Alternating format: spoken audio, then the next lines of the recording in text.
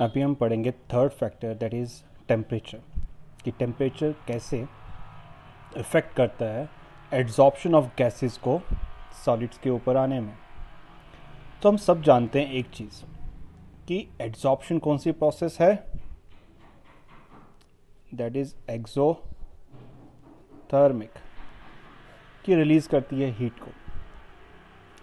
तो चैटलियर्स के हिसाब से अगर हम फिज़िकल एड्जॉर्प्शन की बात करें, चैटलियर्स के हिसाब से अगर टेम्परेचर हम इंक्रीज़ करेंगे, क्या करेंगे, टेम्परेचर को इंक्रीज़ करेंगे तो एड्जॉर्प्शन डिक्रीज़ होगा।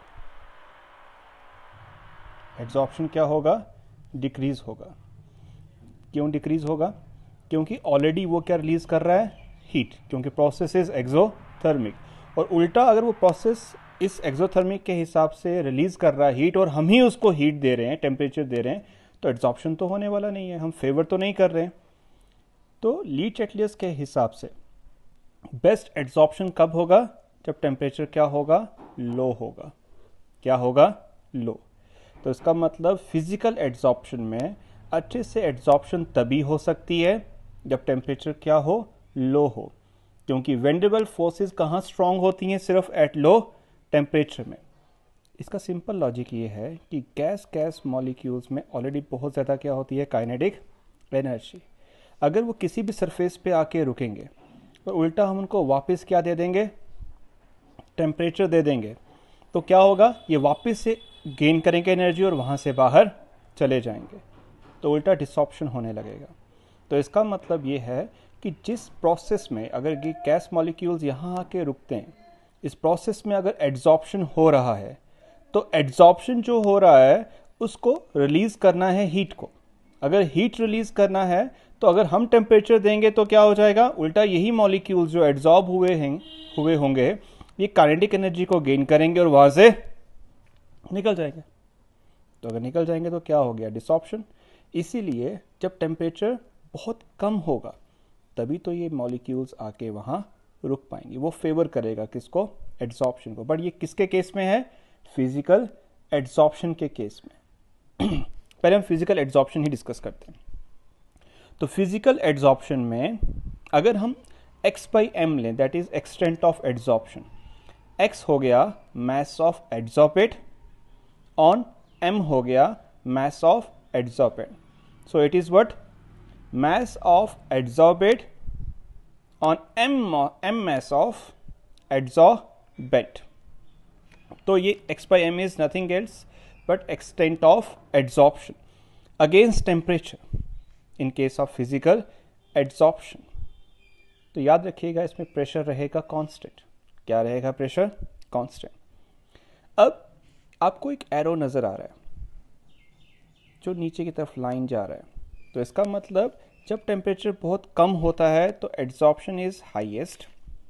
धीरे धीरे टेम्परेचर बढ़ाते जा रहे हैं हम, यहाँ से यहाँ गए, यहाँ गए, यहाँ गए, तो क्या हो रहा है, एड्जॉर्प्शन कम होता जा रहा है। तो with the increase in temperature there is decrease in adsorption.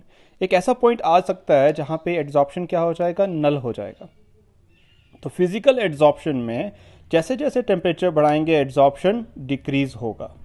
क्या होगा, एड्जॉर्प्शन डिक्रीज होगा। तो ये रेगुलर डिक्रीज जो हो रहा है, तो इसका मतलब क्या है, adsorption in case of physical adsorption is inversely proportional to temperature. You keep on increasing the temperature, adsorption keep on decreasing. तो सीधा सीधा यही है कि एड्जॉर्प्शन, फिजिकल एड्जॉर्प्शन के केस में क्या होगा, गैसेस अच्छे से एड्जॉर्ब तभी हो पाएंगी जब टेम्परेचर क्या होगा, कम होगा। जैसे जैसे टेम्परेचर बढ़ाएंगे एड्जॉर्प्शन भी कम होना शुरू हो जाएगा। तो इन केस ऑफ केमिकल एड्जॉर्प्शन थोड़ा डिफरेंट टिक है। केमिकल एड्जॉर्प्शन के हिसाब से अगर हम मान के चलें, ये जैसे जैसे टेम्परेचर बढ़ा रहे हैं there is increase in adsorption, like any other chemical reaction. कोई भी केमिकल रिएक्शन ले लीजिए, वो केमिकल रिएक्शन को शुरुआत में क्या चाहिए होता है, डेल्टा मीन्स टेम्परेचर चाहिए होता है टू प्रोसीड। उसी तरह से केमिकल एड्जॉर्प्शन में भी शुरुआत में जब टेम्परेचर राइज करेंगे तो एड्जॉर्प्शन भी बढ़ रहा है। राइज किया, बढ़ रहा है, राइज किया बढ़ रहा है, ये टेम्परेचर बढ़ रहा है ना, यहाँ से यहाँ गए तो इतना एड्जॉर्प्शन हो गया, यहाँ से यहाँ गए तो इतना हो गया। एक स्टेज ऐसा आता है जहाँ मैक्सिमम एड्जॉर्प्शन होता है, यहाँ क्या होता है, मैक्सिमम एड्जॉर्प्शन। अगर इसके बाद भी हम टेम्परेचर बढ़ाएंगे, ये तो वो पॉइंट हो गया जहाँ पीक हो गया, यहाँ इससे ज़्यादा मैग्नीट्यूड ऑफ एड्जॉर्प्शन नहीं हो सकता, इससे ज़्यादा एड्जॉर्प्शन होने के चांसेस ही नहीं है। तो इसका मतलब क्या है, इस टेम्परेचर पे हमें हाईएस्ट एड्जॉर्प्शन हो रहा है, क्योंकि x/m का वैल्यू सबसे ज़्यादा कहाँ पे है, इसी पॉइंट पे है, इसी पॉइंट पे है ना, सबसे ज़्यादा जो पीक हमें इस ग्राफ में शो हो रही है वो क्या है, एट दिस टेम्परेचर। तो like any other chemical reaction, it first requires temperature so as to do what, adsorption. A stage will come it reach its maximum value, जब मैक्सिमम वैल्यू अचीव हो जाए उसके बाद भी अगर हम टेम्परेचर इंक्रीज करें तो क्या हो रहा है, एड्जॉर्प्शन की वैल्यू कम होती जा रही है, लगातार कम होती जा रही है, क्योंकि पीक तो मिल गया ना। इसके बाद भी अगर हम टेम्परेचर राइज करते जाएंगे then it shows a regular decrease, लगातार कम होता जाएगा। तो केमिकल एड्जॉर्प्शन फिजिकल एड्जॉर्प्शन में डिफरेंस क्या है इन टर्म्स ऑफ टेम्परेचर, कि केमिकल एड्जॉर्प्शन में at first temperature is required for adsorption, magnitude बढ़ता जा रहा है बढ़ता जा रहा है बढ़ता जा रहा है, एक ऐसे टेम्परेचर पे आके ये हाईएस्ट वैल्यू को अचीव करता है, उसके बाद भी अगर हम टेम्परेचर इंक्रीज करेंगे तो क्या होगा, डिक्रीज रेगुलर होना शुरू हो जाएगा, जैसे टेम्परेचर बढ़ाते जाएंगे एक रेगुलर डिक्रीज होना शुरू हो जाएगा। सो प्रेशर कांस्टेंट है, तभी इन जो बार्स है हमारी, pressure is actually been counted by bar, measured by bar, तो हम बोलते हैं वो तो कांस्टेंट है। तो जो एड्जॉर्प्शन एट कांस्टेंट प्रेशर हमें मिले, हमको नाम देते हैं कौन से, एड्जॉर्प्शन आइसोबार्स। क्या नाम देंगे उसको हम, एड्जॉर्प्शन आइसोबार्स।